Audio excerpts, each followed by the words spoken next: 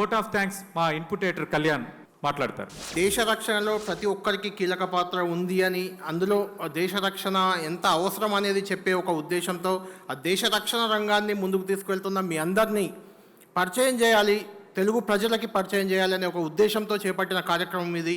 దేశ రక్షణలో మీరెంత కీలకంగా ఉన్నారో దేశ రక్షణ రంగానికి హైదరాబాద్ కూడా రాజధానిగా ఉంది.